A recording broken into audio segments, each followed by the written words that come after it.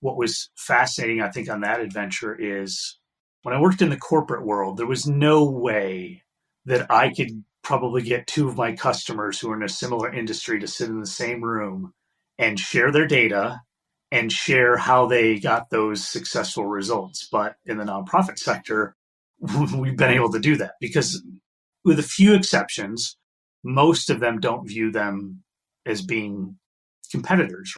University on the East Coast doesn't believe it's really truly competing with a university on the West Coast when it comes to fundraising or food banks or other types of social good organizations. It's different. They are much more willing to share how they're doing things, but they need the benchmarking and the data to help them to see that, which has been an interesting journey for sure. Creating great products isn't just about product managers and their day-to-day interactions with developers. It's about how an organization supports products as a whole, the systems, the processes, and cultures in place that help companies deliver value to their customers. With the help of some boundary-pushing guests and inspiration from your most pressing product questions, we'll dive into this system from every angle and help you think like a great product leader. This is the Product Thinking Podcast. Here's your host, Melissa Perri. Hello, and welcome to another episode of the Product Thinking Podcast. Today, we're talking to Steve Maclaughlin, who's a Vice President of Product Management at Blackbaud. Welcome, Steve. Hey, thanks for having me on the show, Melissa. Yeah, I'm really excited. So today we're going to talk all about product management in nonprofits. We're also going to talk a little bit of Steve's product management experience and dive into some insights around data-driven nonprofits and data-driven companies as well. So Steve, can you tell us a little bit about how you got into product management and maybe why you decided to start helping nonprofits? Yeah, it's been an interesting journey. So I spent the first part of my career in the consulting world, primarily on the digital and online side for a number of years. And when I came to Blackbaud about 18 years ago, I started in professional services there, was doing consulting with some of our nonprofit customers. And one of the challenges I found myself running into at a software company was that the things that we knew were best practice or the things that we knew would help improve our customers' results, the products weren't capable of doing. And so there was sort of a mismatch there of things we knew we had tested or things that we knew were definite wants and needs from customers. We just weren't there yet on the product side. And I reached a point of feeling like the best way to ensure that success was to jump over the fence on the product management side and help drive more of what we were doing with different parts of the product set for those customers with that in mind. And now I've been doing that for well over 15 years. Part of that certainly has helped me, I think, always be much more customer first, sort of outside in mindset, because that's the world I came from. And I think that's always helped, especially when it comes to discovery or really trying to zero in. Are we solving our problem or are we solving the customer's problem? I'm just, I think, naturally wired to start with the customer side and then figure out how we make that work for the business. Cool. So one of the topics we were kind of talking about before we started hitting record here was a question I get from a lot of people who work product management for nonprofits. And I've never worked with a nonprofit. So I feel like I can only guess what the answer is for some of these things, but I'd love to get your opinion on it because you've got so much experience, working with them, helping them, trying to accelerate their business. So the question I get is, how do we set product strategy? How do we think about OKRs and goals for nonprofits when we're not a purely revenue and cost driven business? We're out there for the greater good. Sometimes it takes a really long time to see results from those greater goods. So what do we do to really balance setting our strategies when it's not just as clear cut and we can't just measure revenue increase or cost decrease? So what would you say to that? How do you think about that with your nonprofits? Yeah, those are great questions. I think that's something very early on I struggled with because from my perspective, the things I'm observing or seeing about customers is, other than the tax status in the US or whatever it happens to be in other geographies, You have people, you have projects, you might not have shareholders, but you certainly have stakeholders. You have a board, you have all these ingredients. Like, other than that special thing about the tax status piece, you operate just like a company in some ways. Although I think the difference being that ultimately the organization needs revenue to drive the mission and to support stakeholders versus a for-profit corporation, which may or may not have shareholders, but certainly that revenue is driving other types of activities. So to me, I think it's partly, certainly there are a lot of people in the nonprofit sector who are there because they're extremely passionate about the missions of the organizations, and that's very important. But that's where I think, especially I've seen this as both working with nonprofits over almost 20 years and at one point being on a board of a nonprofit for a number of years, is it's a mindset versus probably a skill set thing, where understanding we want to do good things in the world.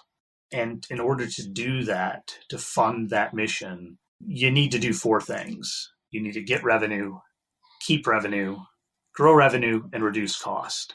And it took me probably 15 years to figure out that that's it. That's the list. It's those four things. And the revenue could be, we run summer camps, or we run a conference, or something that's fee for service. We're an aquarium, we're a zoo. Or we may do work that we get grants from foundations, still revenue. We get individuals who give us private support through fundraising. It's revenue. So I stick with the word revenue as opposed to money or whatever else, because it's a source. As an organization, we need to get it. We need to keep it, retain it. And that could be, we keep people who come to our program and pay for something to keep doing that. We might have a grant through a foundation that allows us to run a program, and we need to show that we're delivering on the results, because oftentimes that grant funding is contingent on showing, hey, we got a particular outcome or impact. We need to try and grow it if we can. And then also reducing cost, because when you reduce cost, that's also growth. When you can reduce costs in an area, certainly that allows you to do more with the mission. And what I found is when I explain it in that way, it resonates a lot more versus trying to have a discussion about profit versus nonprofit and talk about P&Ls and gross margin, but just break it down to the real simple components, and then showing some data around. There's 1.5 million nonprofits in the US, and the vast majority of the revenue is, fee for service, government grants and contracts, and then fundraising. And then there's a small amount that's investment revenue. And just getting them to think about, what's your mix? Where are you today? One of the challenges I see with organizations of all sizes, and I think this could apply to companies too, is they're often over-indexed revenue from one particular source. We've got this big multi-million-dollar grant, and it's like, well, if that went away tomorrow, what would happen? Wow, we'd really be in trouble. Okay, so let's talk about how do we diversify that revenue mix. And that's not probably too different when having a discussion with a for-profit organization about their revenue mix of how much is coming from maybe retail sales versus online. Understanding and appreciating that revenue mix is really important, just as a way of thinking about having that source of revenue, helps drive more of the mission, and looking at it through that lens versus a purely tax status or some other jargon that we might attach to it. That's really interesting. There's one piece I wanted to hone in on this as well. And then I want to talk a little bit about like OKRs and goals. You mentioned our revenue, and the way that we get revenue comes from many different things. We've got our grants, we've got donations, we've got fees for service. What does product management kind of look like in a nonprofit? Since it doesn't sound like to me, but I mean, correct me if I'm wrong here, that a lot of the software is driving some of this revenue, or is that a shift that people are making? So like, how do you think about your goals as a product manager, and what do they tend to orient themselves around in a nonprofit compared to a for-profit company? Yeah, it can vary. I think of the word product in a very broad, lots of things can be product. So as I noted, it could be we're a nonprofit organization and we run a set of educational programs for at-risk youth. And our product is that programming. And so in order to put on that programming, we need resources, we need people. We sort of need the trifecta. We need time, talent, and treasure. We need time that people may be volunteering to participate in. We need talent. So we need to be able to bring people in who are experts or at least capable of running those programs. And we need treasure, right? We need the revenue piece that goes along with it. And so thinking about that. Now, I would say this is something I have definitely seen change in the past 2 decades, which is I'm seeing a more nonprofit organizations starting to think about the programs they run or the mission-driven things that they do more like product. And I think that's partly because you've had a lot of people come from the for-profit sector into the nonprofit sector who have a bit of that background. And so I think if there's certain charities where people come, they literally used to be in retail, or they used to be in something that was in the for-profit side, and they've now gone and worked with a nonprofit organization. I think they bring some of that mindset of, hey, let's think about this program we run as a product, right? It's got to have certain characteristics to it. There's certain things that we would want to measure. The other area where it can certainly be product is there's examples of things like Donors Choose, where I can go online and I can buy school supplies for an entire school district or a teacher or something like that. There's a product there because there's an online experience. They've got to manage the inventory, if you will, of needs that are out there and things like that. And so it's interesting. For years, I've spent more time talking about trends and data and best practice in the nonprofit sector. But more recently, I've been doing more talks and things like that related to my actual day job, which is product management. For example, I've done a couple sessions lately about OKRs for nonprofits. I'm introducing this concept because I found them to be so useful, but introducing it, and it's been an interesting response because I think people are eager, regardless of where you work or what you do, of, wow, okay, this might be a better way that would help us achieve some of our goals. And so I think that's certainly positive. And there's a lot of things, certainly we, from a product management perspective, that is directly applicable if you're working at a nonprofit, in particular, those that run sort of larger programs. And in a lot of cases, those programs are grant funded or funded through private support. And nonprofits are looking for people who can help drive those forward to achieve their goals. That's cool. So it's like you're thinking more, it kind of reminds me a little bit of how we explain products in financial institutions or other institutions too, where it's like you've got the overarching product is the thing you sell, like the credit card, but the software contributes to making sure that you can sell that well and you bring more value to it, let's put it that way, to those programs, and help streamline it, help minimize costs, but also help provide more value in it. Am I getting that right with the way that you think about the programs? It's the overarching thing, but the product piece of it is the actual program you run, but product managers will come in there and help build software around it too. Yeah, it's both.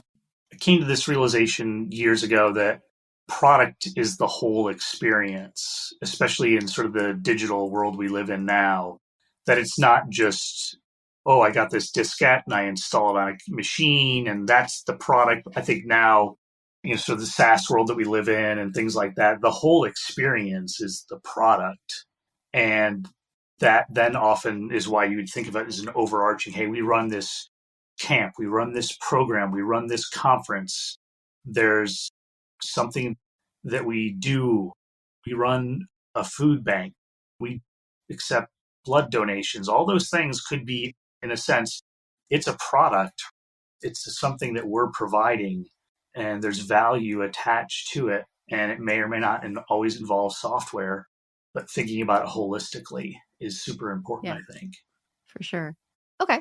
Yeah, that totally makes sense to me too. I think you just made some UX designers out there nervous though, because I feel like anytime I explain like product is the entire experience, and we get into this whole thing about like who owns it. Is it UX design that owns the experience, or is it product? And then we go back and forth. I don't know if you've had those tensions before either. Yeah.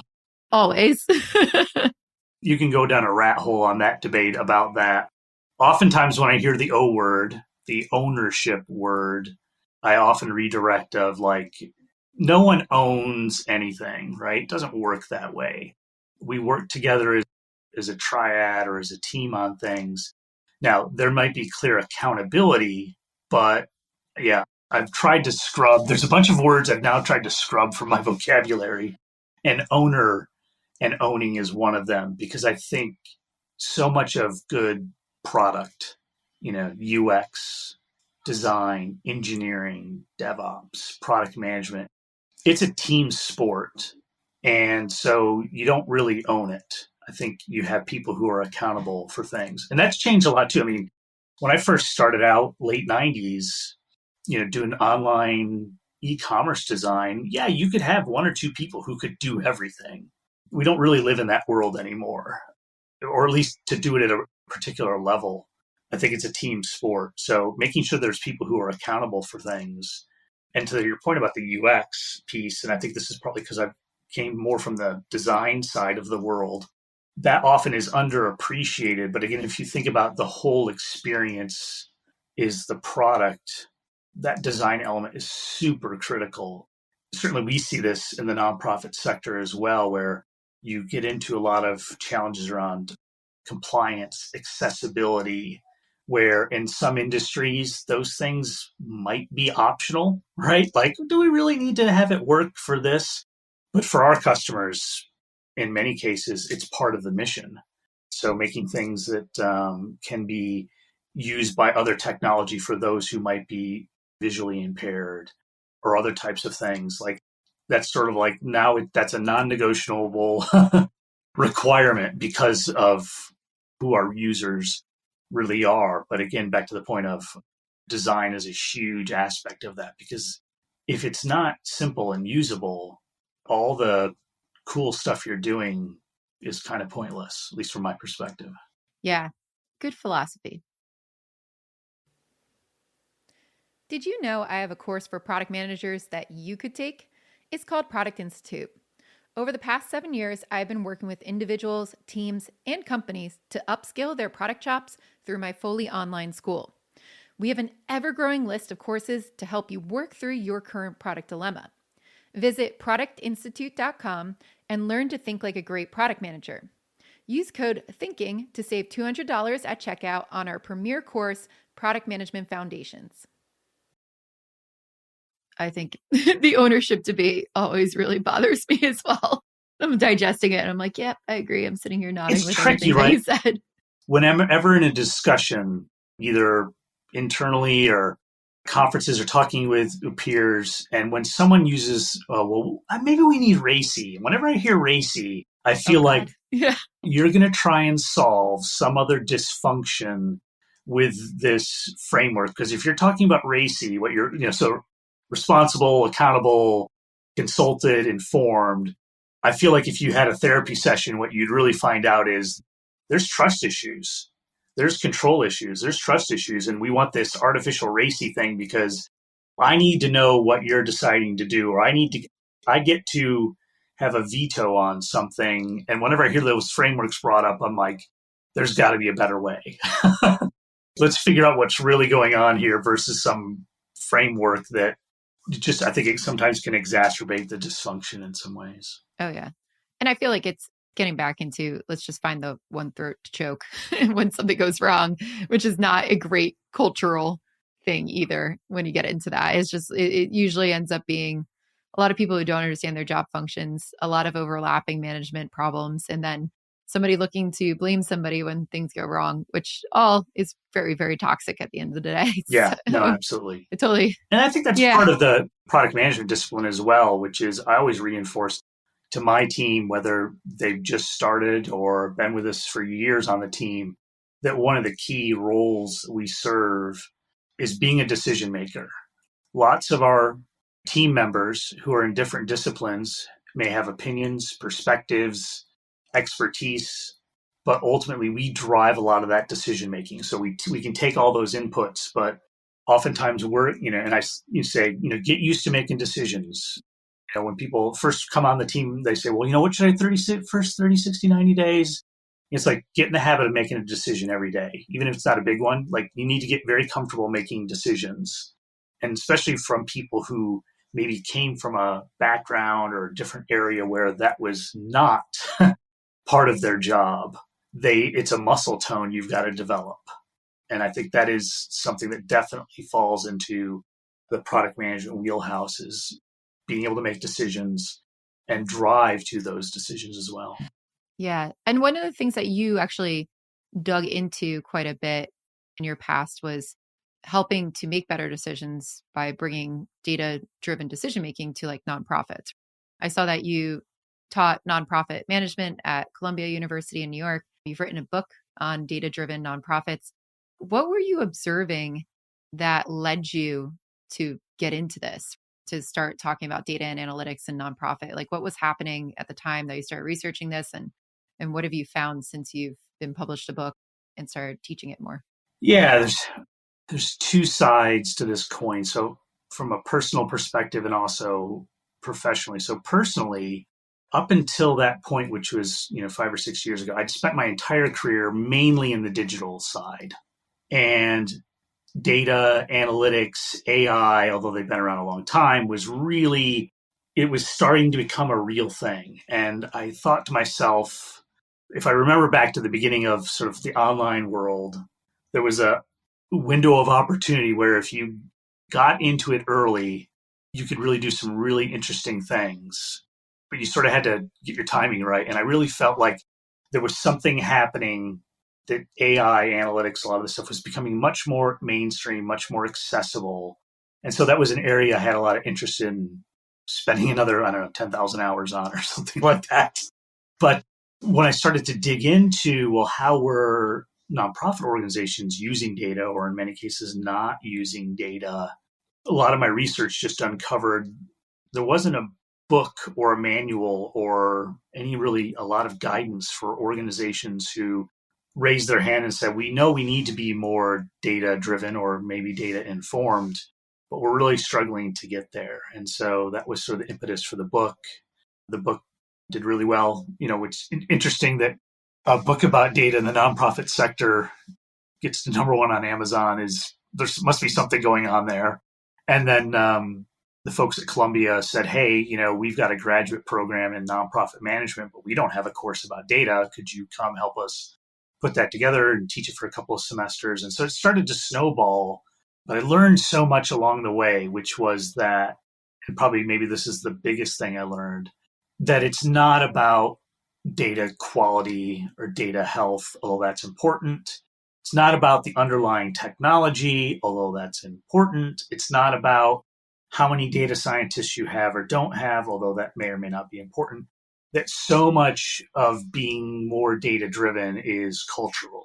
And what I really zeroed in on with the book was talking to a sort of a diverse set of nonprofits to understand what was it that they were doing that allowed them to be more successful than others with data. And a lot of it came down, there was a cultural element. Yes, they had some tech, or yes, they cared about data quality or something like that. Maybe in some cases they actually had a chief data officer, very rare, they did. But it was a cultural aspect. And over time, one of the reasons why I do believe certainly data is so important in the nonprofit sector is the mission of these organizations is so critical. And in many cases, it fills a critical gap in society that we need, right? And that society benefits from. But we need to be able to measure whether or not we're being effective. And I think a lot of this comes into a discussion about outcomes versus outputs, which is an area I think been fascinated in for years, which is driving more of that outcome and impact conversation versus, hey, can you add this widget in the product so we can do more outputs, and pushing customers in discovery of like, well, why do you want to do that? Why? And trying to actually get to, well, what's the outcome you're trying to achieve here versus being very output focused. So, and I think data is a key part of that, of being able to understand what are we doing? What impact is it having? And how might we improve as well? The other thing I think that became really interesting is I got to work with a gentleman by the name of Chuck Longfield, who is Blackbaud's chief scientist, but he's someone who'd spent 40 years in the nonprofit sector with data. Chuck probably has seen more data about nonprofits than anyone maybe in the world. And he taught me so much about the value of benchmarking. So once you understood the basics of metrics, like do we measure a thing and can we do that repeatedly?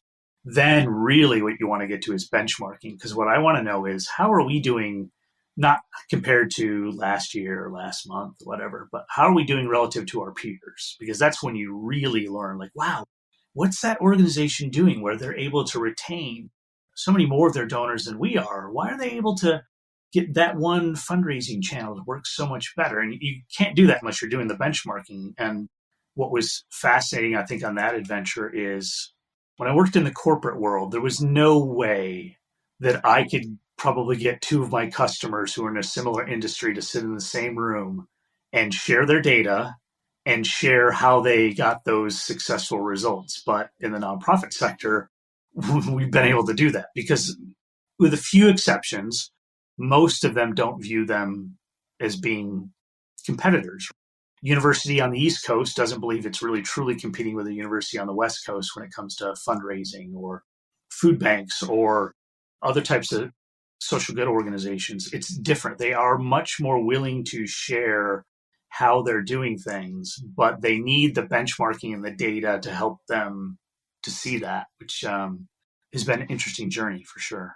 Yeah, that's really fascinating because I know that that's such an issue coming from corporate. Like you said, I can never get benchmarks on a lot of stuff. You have to go through tons of research or find a study that somebody did by surveying like a ton of companies or get into Bain, or McKinsey reports or Forrester or something like that to find some of the benchmarks. And even then it's hard to tell what's real and what's not. So it's really interesting that the nonprofits are so open and they don't really see themselves competing against each other. So they'll all share with that.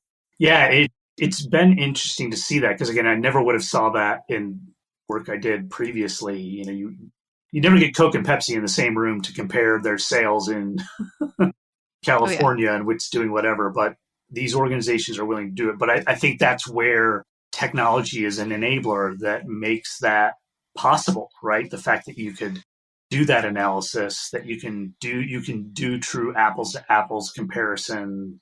It's an eye opener for some organizations because it's been interesting to do that with organizations who've never done it before. And they're like, wow, I mean, you can do this? I mean, like, you can tell me how I'm doing relative to these 1,000 other organizations? It's like, yeah, it's math and some statistics. Right? But that's an example of like focusing on the outcome, not the output. That technology can do all of these things versus the expectation of, I think for some organizations is, wow, we couldn't do that ourselves. And they're like, well, the good news is you don't have to do that yourself. A lot of the technology can do this for you so that you can use it as a way to inform your decision making. It's interesting. You're diving back into the outcomes, and I wanted to touch on that too. We talked about it a little bit, but I want to go a little deeper on it. When you're in a nonprofit or government or anything like that, right? You've got these outcomes that are pretty lofty.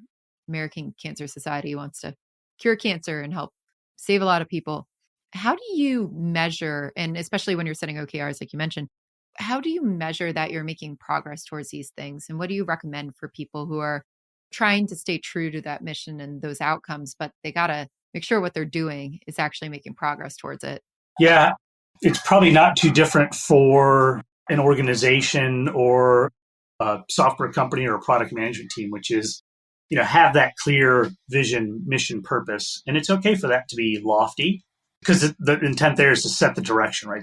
This is the impact that we're trying to have on the world. And it could be we want to erase homelessness or we want to cure a particular disease. But then I think once you get to sort of that strategy or outcome OKR level, it's about breaking it down into, okay, well, what would be the first step that we could take that shows we're making progress towards that particular goal? And I think that's the way to think about it is breaking that down, right? Just like you've got a product vision, which may be lofty and you don't know how you're going to figure out all the things yet, but then you break it down into pieces and you figure, well, what will we have to do first? Or, what would have to be true in order for this to move its way forward. And again, I think there's an element there that it's this relationship between using data to help you measure progress against those particular outcomes. And this was a trick that I learned when I was writing the book and interviewing people, which is there was a common theme, which was when you want to, either start using more outcome measurement or you want to do anything that's data related, you don't try and pick the biggest, baddest, complicated problem in the organization. Like that's a recipe for failure. But you can't pick something that no one cares about either. And so I think what I found was it's the Goldilocks problem. You need something in the middle, right? Big enough that people would care that you found a way to improve it, but not so big that everyone would care that you're attempting to do something. That's often the balance. You can have those very lofty goals and ideals, but you've got to pick where do you want to start. And the challenge there is getting it just right. You pick something too small and no one cares and it doesn't pick up steam, or you pick something too controversial or something that's just too big for the organization to want to go through that change that it never moves forward. So you're trying to, I think, strike that balance with those particular measures or outcomes that you're trying to run. Yeah. I've seen that a lot when I've done transformations too, like just biting off everything at once is not going to work. You got to start small somewhere, just show some impact and then figure out how to get there. I guess when you're choosing this and you're looking for those right outcomes as well, I'm curious, like going back to what we talked about at the beginning with the revenue and cost part, right? You got to manage towards those things. How do you balance keeping the long-term outcomes and mission of the company in play and making sure that you're not just over optimizing for revenue or cost without those in mind? Like, what are practices that you've seen work really nicely in nonprofits to help keep everybody aligned, but focused on the overall outcome? And what do you do to like set and deploy strategy in those cases? I mean, I think the things that I've seen work really well, whether people realize it or not, they're channeling their inner Jeff Bezos, which is the whole, we're very firm on vision and very flexible on details, which I have found is a great way to think about it, right? Have that big, audacious, bold mission vision about the change that you want to make in the world and make that, whether you want to call it your North Star or something else, but everyone in the organization knows what that is with clarity and simplicity, that if they ran into anybody on the street, that they could explain what it is that organization's doing in those from a vision, mission, purpose perspective. But then it's okay. Now let's get into the details, and it's okay if the details might change over time. Let's think about how we might want to tackle this or the things that we would need to do over time, right? Do we have to have certain resources in place? What type of programs might we have to run? And just checking yourself. As long as the work that individuals or teams or groups within an organization are doing can connect back to that higher purpose, that vision, mission, purpose is great. I'm a bigger fan of it being able to connect rather than top down, bottom up. If you can't go straight up and down and see how it works, then I don't think that works well with teams at any scale. It's more of, can I connect the dots about what we're doing to those particular areas? And then certainly measuring it to know whether or not we're being effective or not. What don't you see work with the top down, bottom up approach? What's that? I thought you just mentioned you don't see it work well with teams at any size with the top down, bottom up. I mean, maybe it's a cultural thing, but I think in my career, I've seen a lot of struggles with implementing big strategic plans and other things when it's very top down. I suppose you can be guilty of the other, which is entirely bottom up, although that's pretty rare. But it's the top down part, I think, stifles a lot of innovation, curiosity with the team. Well, Steve, this has been incredibly enlightening and I learned a lot.